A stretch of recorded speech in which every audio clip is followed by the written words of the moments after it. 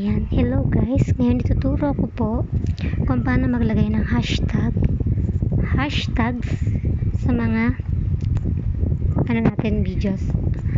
Yun po ang hashtags po ay yung mga nakikita dun sa taas ng title natin. So, mahalaga yun guys, sana merong ganun kasi nakakatulong yun para maging searchable yung videos natin guys. So, sige, simulan ko na. So, guys, dapat meron kayong YT Studio. Yan. Kung wala, download lang kayo sa Play Store sa YT Studio. So, wait lang. Click nyo po yung tatlong dot. Ayan. And then, search nyo yung videos. So, try natin tong halimbawa mas baba ito. So, i-delete ko muna yung ano niya. Yan. Tapos, click nyo yung edit, guys. And edit.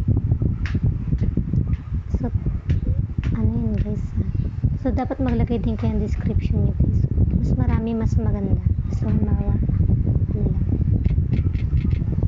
Yung tag natin, guys, dapat na ilalagay ay yung related sa video. Yung mga nasa title doon.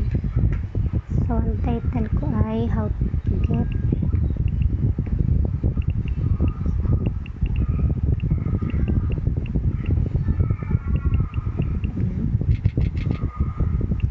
sa isang video po, tatlo lang ang pwede nyo ilagay na hashtag, guys.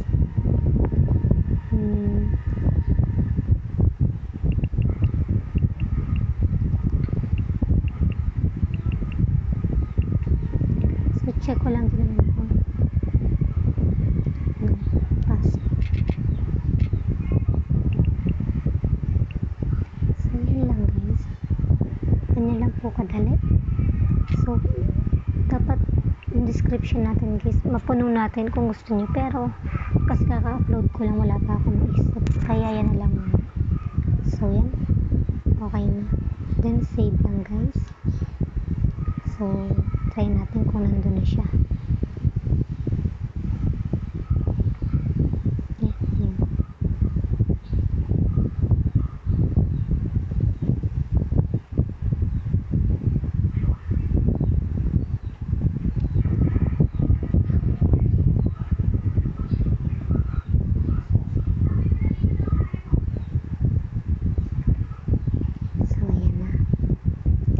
Natin kung nalabas na yun sa ibabaw ng title ko. So, ayan na guys, kung nakikita nyo, ayan po siya yung tatlo. So, ganun po guys. So, sana nakapagay ako. And, thank you.